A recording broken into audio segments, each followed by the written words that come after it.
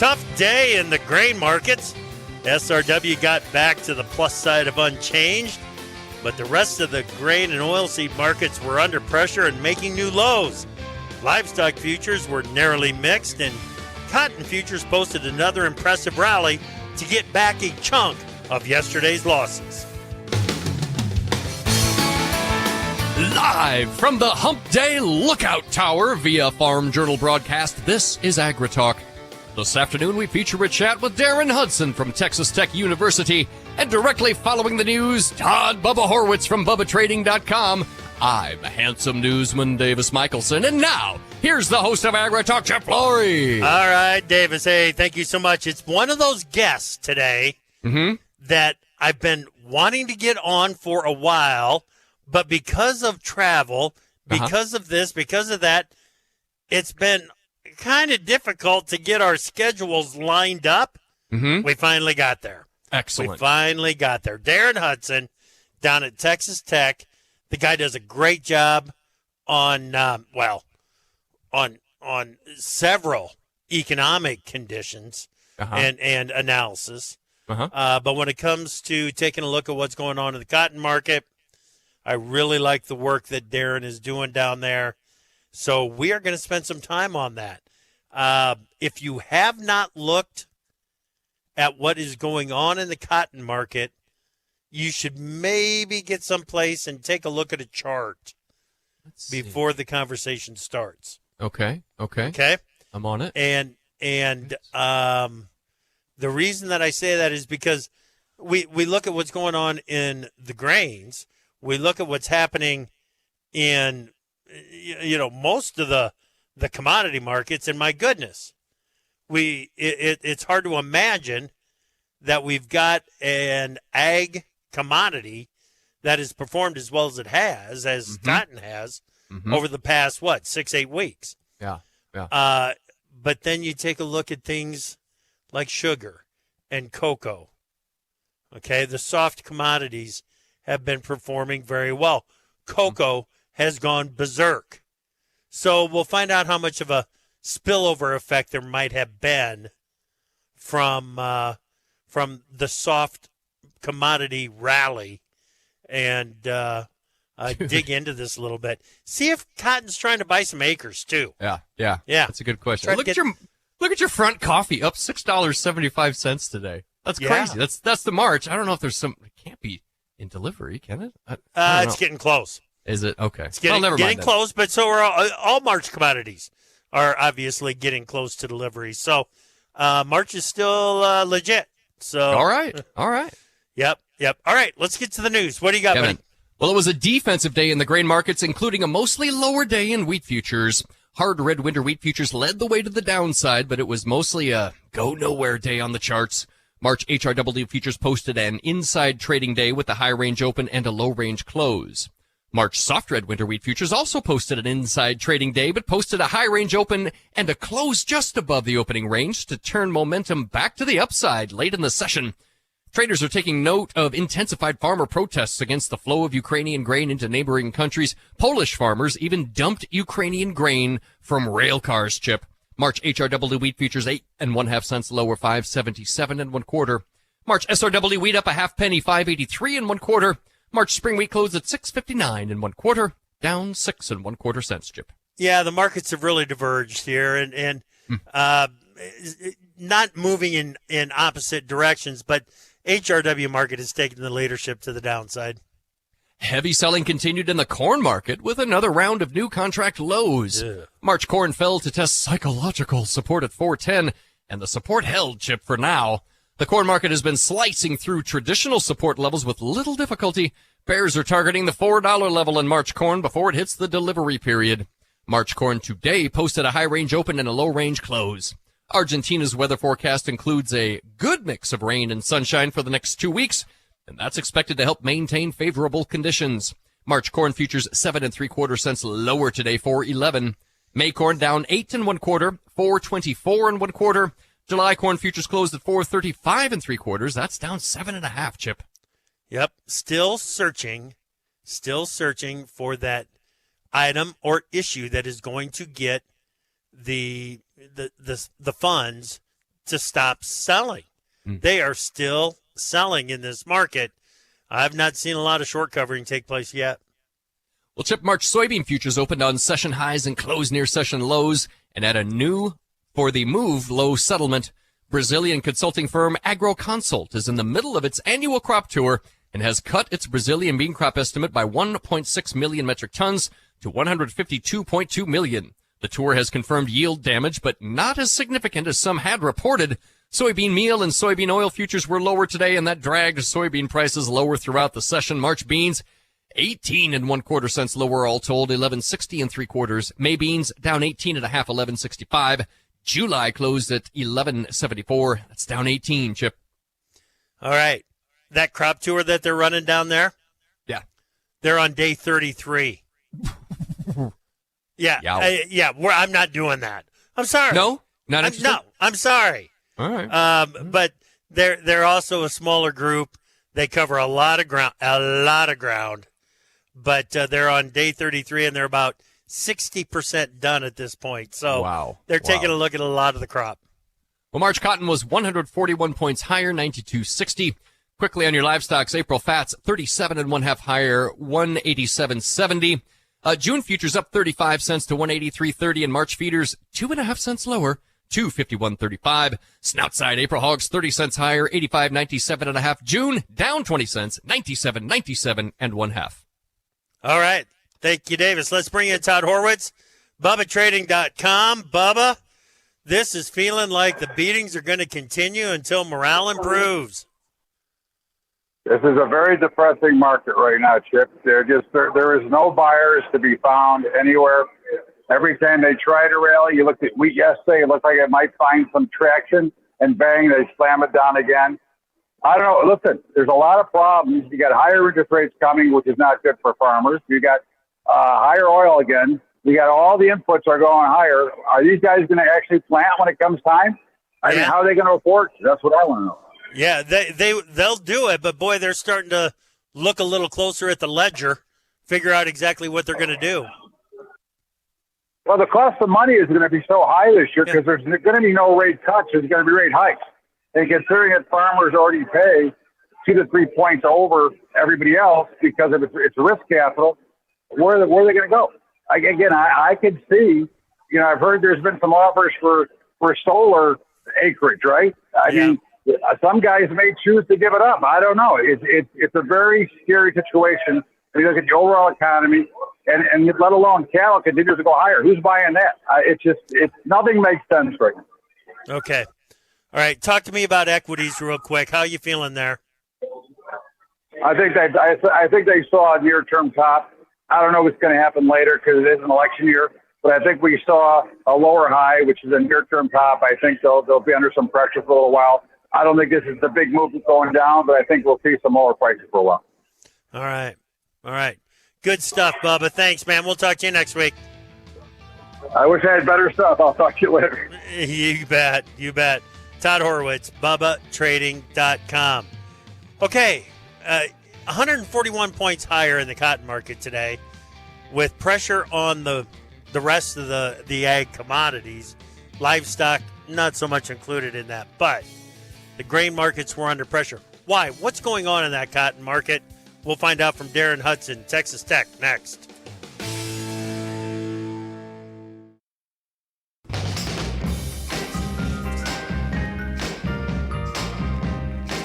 Our name says it all. AgriTalk. What more do you need to know? A lot of rumors flying around yesterday, Chip. People were saying you had joined the Astronaut Academy. There were others who believed you were in space. There was some tale about a puppy stuck in a well. I don't know what happened. And, if you're not comfortable telling us, you don't have to. We're just so doggone glad to have you back. I'll just leave it at that. Whatever you were doing, I'm sure it was wildly heroic and something that you were too humble to talk about. So we're glad you're here. We're glad you're here.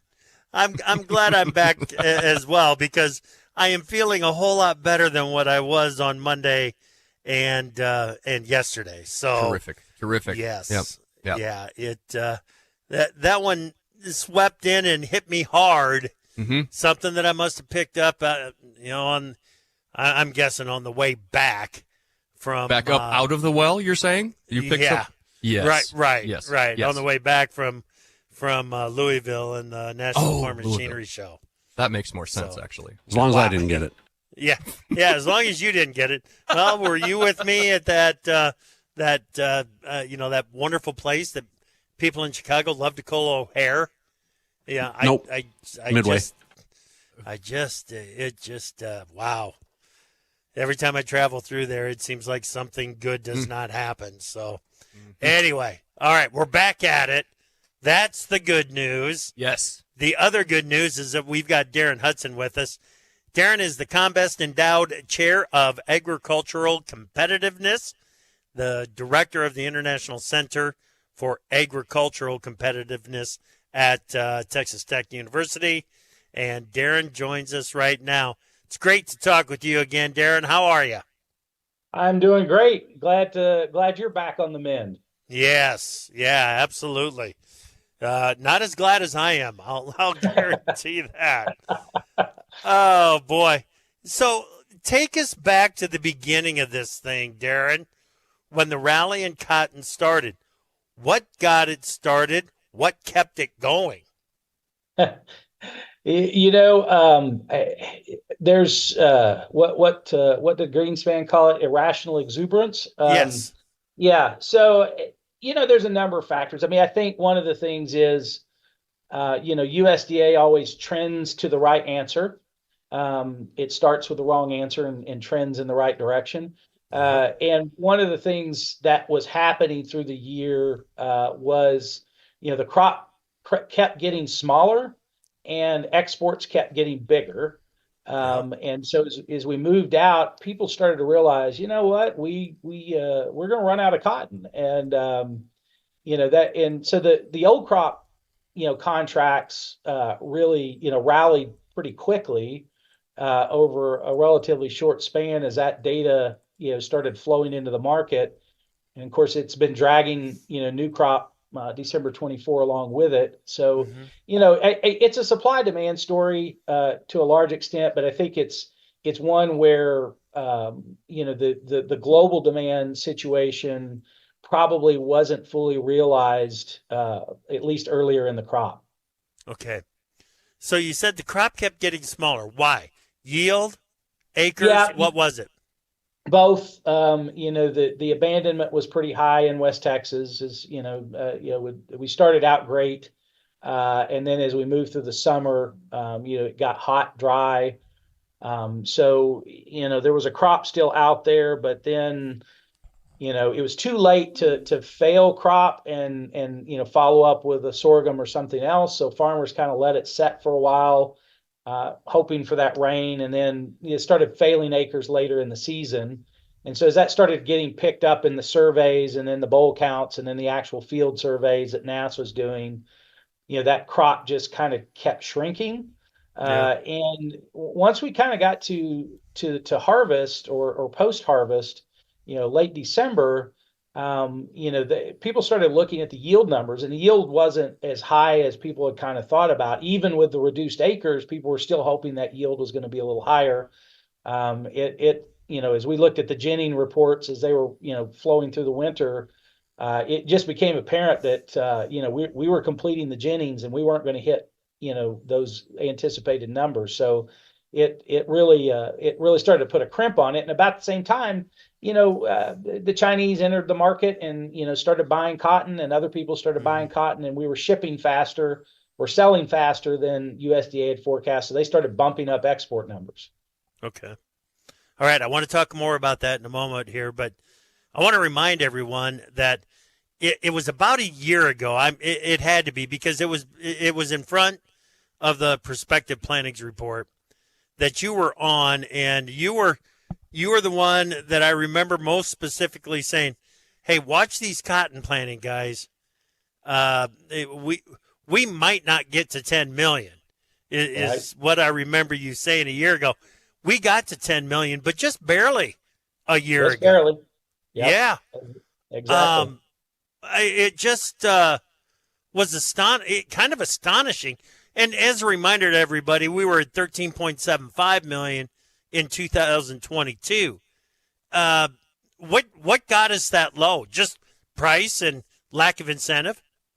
Yeah, it just the incentive shifted back in favor of grains at that time, and the cost, where we're setting in an insurance price wasn't going to cover cost of production in a lot of areas. And so a lot of producers were backing away from that cotton crop, much more so than USDA had, in its initial forecasts. And I just couldn't see it. I mean, we ended at 10.2, which is, pretty close. I would have said anywhere from 9.9 to 10.2. So, it was on the high end of my range, but Yep.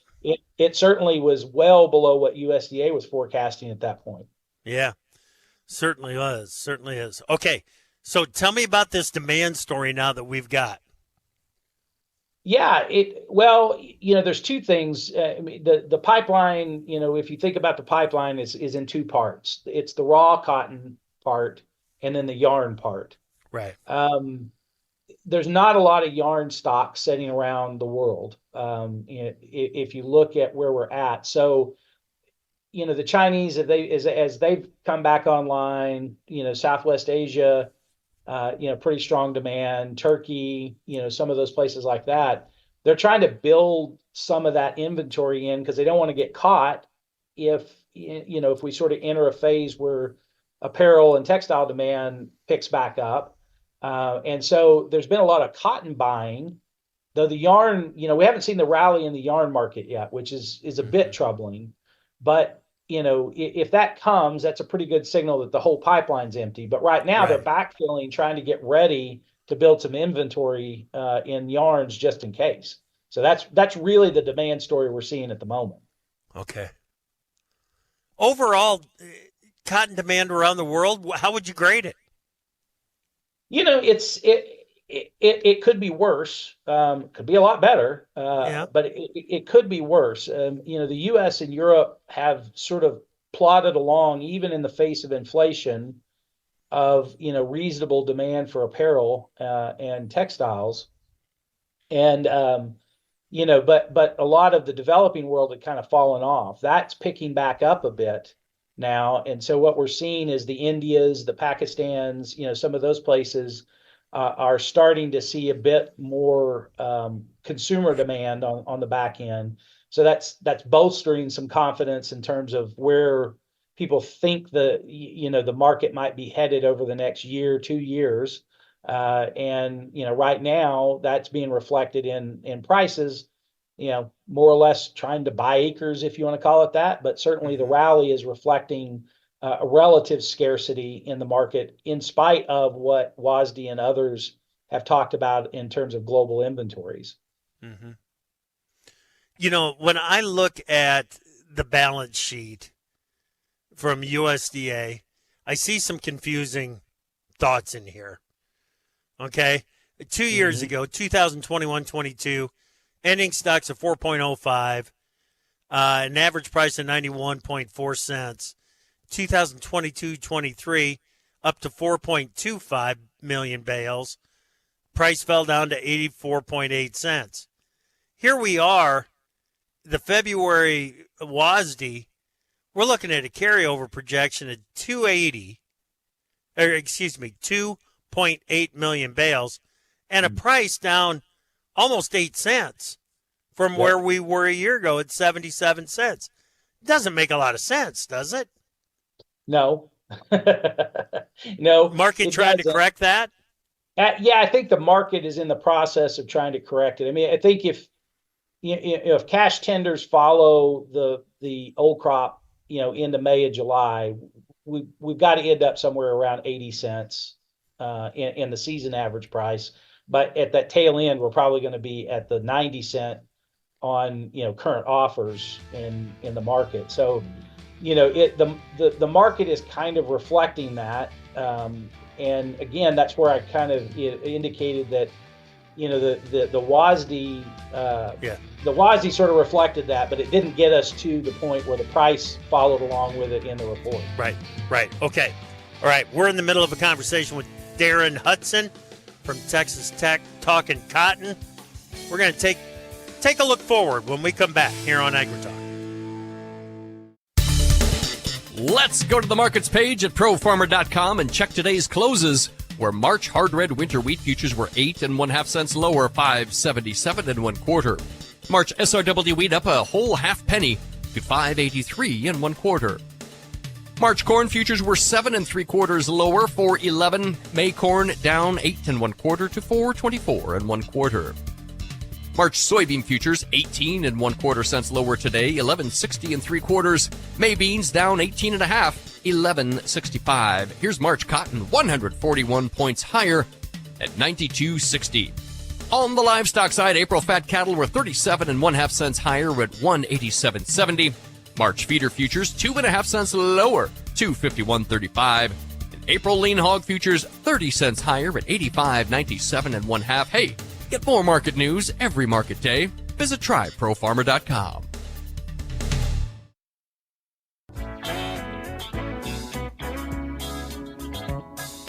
Opinions expressed on AgriTalk do not necessarily reflect the views of Farm Journal Broadcasting, affiliate stations, or sponsors. If the world is your oyster, we've got pearls of wisdom on AgriTalk. Welcome back to AgriTalk. I'm your host, Jeff Flory. We are in the middle of a conversation with Darren Hudson from Texas Tech, talking about what's going on in the cotton market.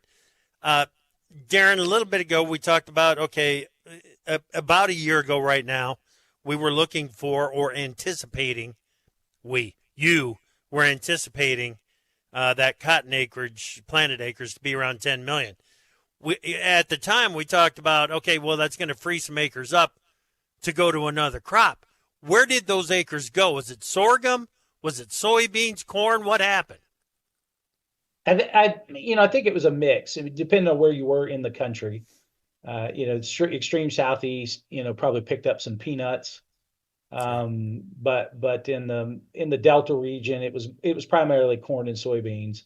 And out here in West Texas, it was primarily grain sorghum. Okay. So it's a bit of a mix across those, but all of it, with the exception of peanuts, was driven by grain relative to cotton prices at the moment when they were making that decision. Right. Okay. So December, the new crop contract, lagging behind what has happened in the old crop contracts. You got the March at 92.60, the D's 24 at 83.37 today on the close. That doesn't feel like much of an effort by the cotton market to buy acres. No, no. And I had this question a few days ago. Somebody said, why the gap? And I said, it's a thing called Brazil. And so, Brazil's between us and harvest, the December contract. And, by all estimates at this point, Brazil's going to have a pretty big crop. And so I think the market's sitting there looking at it, kind of trying to feel its way through what Brazil will likely end up being relative to what the offtake will be between now and December. And so they're a little less bullish on where they think the demand in the new crop will be relative to supply. And so they're hedging a bit here in the sense that they need the cotton today, but they're not real sure they need as much or more tomorrow. And of course, a lot of that, it's like I said, we could have 10.2 million acres planted and have an abandonment like we did last year and be short. We could have 10.2 million planted this year and have a relatively low abandonment and have an additional 3.5-4 million bales. Right. So, the extreme weather uncertainty, because Texas is such a big portion of the overall U.S. crop, they don't want to get out ahead of their skis and have too many acres and then have a decently wet summer and have a monster crop that they have to deal with. Right. What are your thoughts on acres for 24 cotton? Well, USDA is still setting up around 11 million acres. Mm-hmm. The Cotton Grower Magazine survey in January was at 10.2. Okay. The National Cotton Council a week ago was at 9.8. And I don't That's usually a pretty good survey, isn't it? It is, but you have to remember when it was taken. So when it was taken, cotton, December cotton was probably 78 to 80 cents. And Okay. now we're 83, 84 cents. And grains haven't helped themselves much No. in this process. So I don't think the 9.8, but I wouldn't be shocked with the 10.2 to 10.5 in terms of planted acres. I think we're going to pick up more than what the Cotton Council estimate is, but I don't think we're going to go to where USDA is. I just don't see the acres. And even at 83 cents, you have to remember, total cost of production average across the U.S. at this point is about 78 to 81 cents. So, even at 82, 83 cent futures, it's still not a real, financially viable crop, though it's probably better than grains for a lot of places Yeah. in the Cotton Belt. Yeah. Might be better than raising corn. Yes. Corn is not buying acres. Let's put it that way. I think corn's doing what it can to kick, push, and shove acres away. Yeah, I Is think what so. it feels like right now. I think so. Yeah. Yep. So, okay. What the soft commodities, cocoa, sugar, cotton, lumber, the cocoa in particular has had a spectacular run. What's been going on there, and what kind of an influence has that had on cotton trade? Well, and it has some, and I think part of it goes back to the old, just good old fashioned algorithmic trading. And, I think a lot of those algorithms sort of think, softs, grains, livestock, treasuries, right, in those broad categories. And as they're moving money around, if they're reallocating to softs, then cotton is going to benefit, and maybe there's a buy signal, a strong buy signal in cocoa or sugar or something, and it pushes money in that direction, and it flows out to all the softs. Right. Honestly, I can't tell you. It just, and a part of it, I think, is what I'll call the herd. That irrational exuberance that, softs are moving, and then that causes a bunch of people to start pushing money over to the softs, and it just carries through a lot of them where it doesn't necessarily make sense. I mean, I think the rally we've seen in old crop cotton makes sense from a supply demand perspective, but it's also back in, I think it just falls back into that softs category, that people move that money over, and it just flows out into the different softs, based on some ratio that they've got in a model. Yeah. Okay. Back on that cotton balance sheet, just how tight is 2.8 million bales? That's tight, right? I mean, you drop below 3 million bales. I mean, you're down into, you're below what you would call operational stocks. So stocks you just need that in the difference between what's sold, what's shipped, all those different things. You get down to that 2 million bales, it means most of that stuff is already sold. It just hasn't shipped yet. And so it's an extremely tight balance sheet, from the U.S. perspective. Tricia, you pointed out, I mean, the USDA price doesn't seem to be in balance with that level of stocks, but I think we're going to catch up with this old crop cotton before we end the marketing year. We're going to accelerate that price much higher than that 77 cents, and that will reflect that tight balance sheet. But we're going into a crop year with a lot less cotton than we normally carry over. Well, creates a lot of vulnerability for the season ahead, doesn't it? It does, and this is where I think even on the new crop, people are getting a bit nervous. I mean, the volatility we've seen in the last couple of days is indicative of, they're trying to figure out where that needs to be to try to get the right number of acres, but also, we've got to get some resolution on whether we're El Nino, La Nina, neutral. What are we going to be in terms of that weather pattern on the high plains of Texas? Because that, you can have a 3 or 4 million bale swing real quick with just, minor changes in what that rainfall looks like. Okay. All right. What else is happening down there in West Texas we need to know about? Well, I don't know. We got a decent basketball team, but the Big 12 is a nasty conference for basketball this year. It certainly is.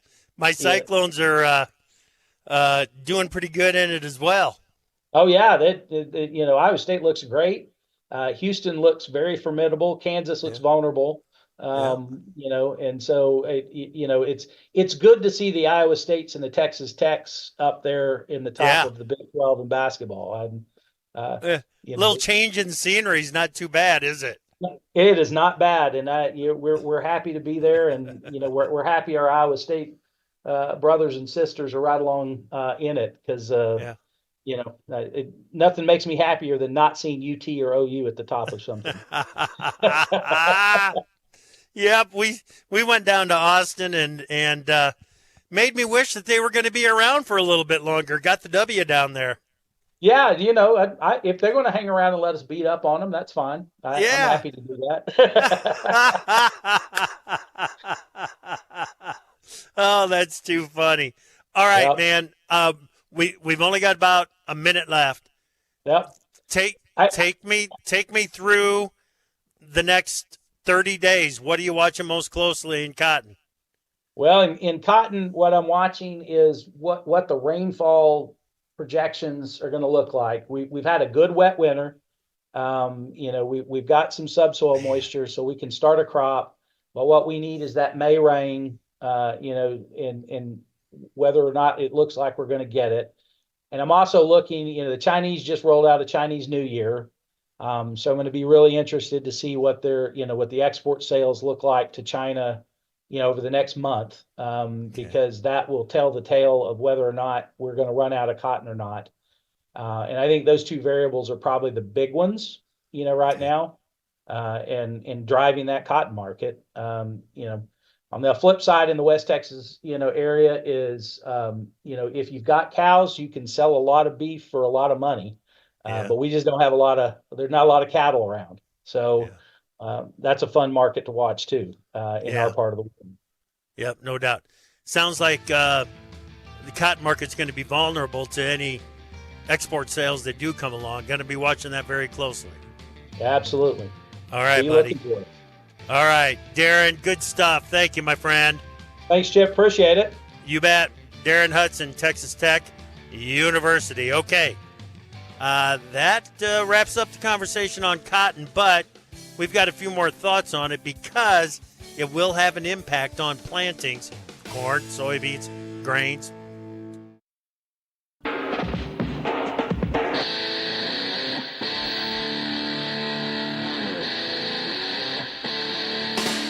We don't make the news, we render it. AgriTalk. And welcome back to AgriTalk, everyone. Your pal Davis Michelson here with Chip Flory. Yo. Great conversation with Darren great. Hudson, Texas Tech. Yeah. Let's go back to Bubba for just a minute. Okay. Okay. Very depressing market. No one is interested in buying the grains. Nothing makes sense right now. Right. Yeah. Now, the term irrational exuberance came up quite a bit. And I just wonder, what's the opposite of irrational exuberance? I would say irrational melancholy, perhaps. Well, or perhaps excessive melancholy. Yeah, depression. Mm-hmm. Depression. Yep. Yeah, that fit in there too. Yeah, Bubba did not sound enthused about taking on, the typical role that he does in the markets, in the ag markets. Didn't even mention the blue side, baby. Right. I'm on the blue side, baby. You know me. Nah, that guy's gone. That's where he is. It may not be for a position that he holds for a long period of time. Right.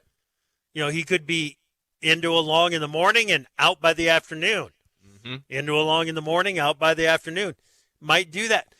But it's those kinds of traders that are not participating in this market, in this grain market, corn market in particular. Mm-hmm.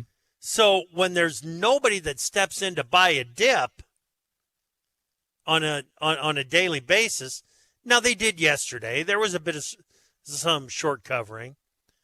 But when we're lacking that willing participant on the long side of the market, Davis, it's left to the sellers.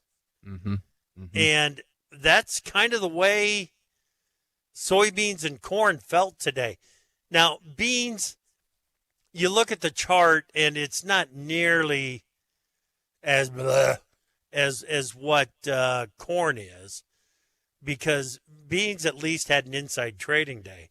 Mm-hmm. But dang, corn down there making new lows. 410. Yeah. Had a low in March corn of 410 today. Mm-hmm. And we've sort of, I've been watching support levels just keep getting knocked out. I was talking about it yesterday with Mark Hobrock. Hobrock. I have a hard time saying Hobrock for some reason. I can't just say it. Last week we hit a level, dipped below, closed above it the following day, and then we're sort of making this pattern to where we dip below support and then back up above it, and then now we're going to test new support and see where we go from there. I don't like the setup in the corn at all. Yeah, no, it is testing and breaking. Exactly. And that is a well-established pattern in here right now. Mm-hmm. And, you might as well get through 410 because it looks like it's going to happen. Yeah. So you might as well get through it, and let's see what $4 does. Honestly, sooner the better. Let's do it before we get to delivery, okay? Mm-hmm. Because I was talking with Brian Grady this morning on Markets Now, bottom of the hour on this morning. I said, has it happened? Have we seen a give-up trade, a capitulation in the market? And he says, no, that usually happens, with a big move. And he's absolutely right. That is absolutely right. It's usually, maybe you get a 20-cent trading range. You open near the high, you run it all the way down, and you bring it all the way back, and maybe even close a little bit higher on the day. Mm-hmm. That's the kind of okay, we've exhausted the selling. The selling is gone. We have not seen that. That has not happened. You know what else? And this maybe gets us into an acreage conversation here. You know what else I haven't heard anybody talk about is the potential for prevent plant acres. Mm-hmm. Usually there's a whole thing, well, we got to figure in there. And even just sort of looking out at the weather forecast, just everything looking out ahead. Easter is early this year was pointed out to me yesterday. There isn't a whole lot that's levering toward corn acres if you have an option, it seems like. Right. And you said it, corn is not buying acres away from cotton. No. Not like this. No, not like this. Corn isn't buying acres away from anybody or from any of the markets right now. But we had a farmer forum this morning. Dennis Bogarts from Iowa, Kevin Papp from Minnesota. They both are talking early field work. Mm-hmm. If we get started in the field early and corn is going in the ground, I doubt that we could get all the way down to 92 million acres. Then I'd start thinking 92 and a half. Uh-huh. The early start, if everything is good to go and clear, corn is still going to be the choice. Mm-hmm. That's the way it is. And and you know what? I'm not saying that won't change someday, and I believe that it probably will, but it hasn't. So until it changes once, you got to stick with that line that an early season would mean a tendency to lean up on corn acres. Ugh. See, that feels like a little irrational exuberance right there. If growers are a little bit too exuberant to get out there early. Yeah. Well, I mean, it's not. Maybe it's rational exuberance. Yeah, hey, February 27th through March 2nd in the 6 to 10 day outlook. Ooh, yeah. Look out up there in Alaska. It's going to be chilly. Put away the It's gonna Speedos, be gang. chilly. Next week, That's maybe. right. But in the middle of the country and across the Corn Belt, we are looking at above normal temperatures expected right through the end of February, right on through Leap Day and into the early part of March. Above normal precipitation expected Minnesota, eastern Iowa, eastern Missouri, and points to the east. North Dakota's in on that as well. The real quick on the 8 to 14 day, the above normal temperatures stick around across the entire Corn Belt. Hey, thanks for listening today. Tomorrow here on AgriTalk, Ethan Lane from NCBA, Troy Bredenkamp from the RFA.